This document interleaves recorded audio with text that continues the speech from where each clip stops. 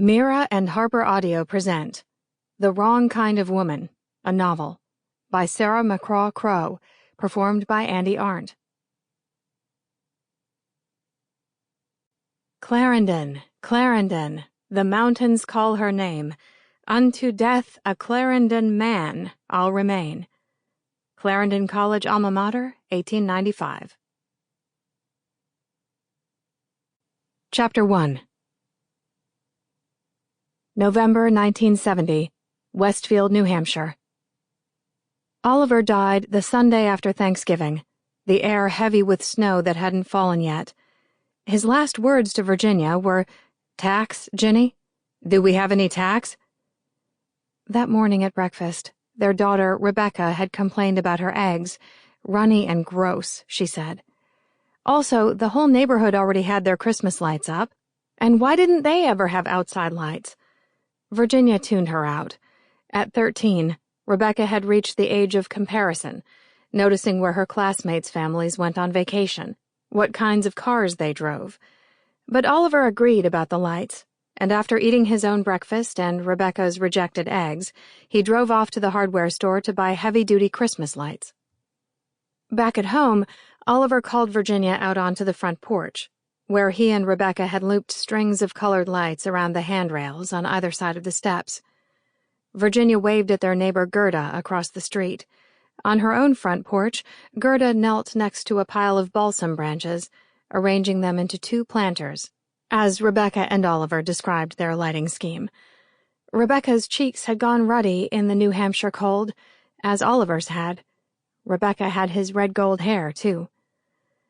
"Up one side and down the other," Rebecca said, "like they do at Molly's house." "Tax, Ginny? Do we have any tax?" Oliver interrupted. In no time, he'd lost patience with this project, judging by the familiar set of his jaw, the frown lines corrugating his forehead. A few minutes later, box of nails and hammer in hand, Virginia saw Oliver's booted feet splayed out on the walk, those old work boots he'd bought on their honeymoon in Germany a lifetime ago. "Do you have to lie down like that to—" she began, while Rebecca squeezed out from between the porch and the overgrown rhododendron. "Dad?" Rebecca's voice pitched upward. "Daddy!" Virginia slowly took in that Oliver was lying half on the lawn, half on the brick walk, one hand clutching the end of a light string. Had he fallen? It made no sense, him just lying there on the ground like that, and she hurtled down the porch steps. Oliver's eyes had rolled back so only the whites showed. But he'd just asked for tax, and she hadn't had time to ask if nails would work instead. She crouched, put her mouth to his, and tried to breathe for him. Something was happening, yes. Maybe now he would turn out to be just resting, and in a minute he'd sit up and laugh with disbelief. Next to her, Rebecca shook Oliver's shoulder, pounded on it. "Dad! You fainted! Wake up!" "Go call the operator," Virginia said. "Tell them we need an ambulance. Tell them it's an emergency. A heart attack, Becca. Run!" Rebecca ran. Virginia put her ear to Oliver's chest, listening. A flurry of movement. Gerda was suddenly at her side, kneeling, and Eileen from next door, then Rebecca, gasping or maybe sobbing. Virginia felt herself being pulled out of the way as the ambulance backed into the driveway and the two paramedics bent close. They, too, breathed for Oliver, pressed on his chest while counting, then lifted him gently onto the backboard and up into the ambulance.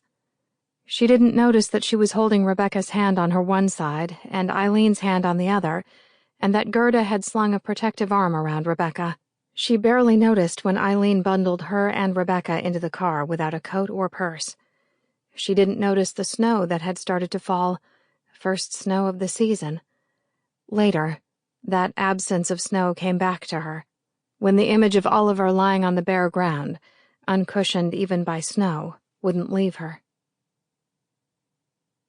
Aneurysm. A ruptured aneurysm, a balloon that had burst, sending a wave of blood into Oliver's brain. A subarachnoid hemorrhage.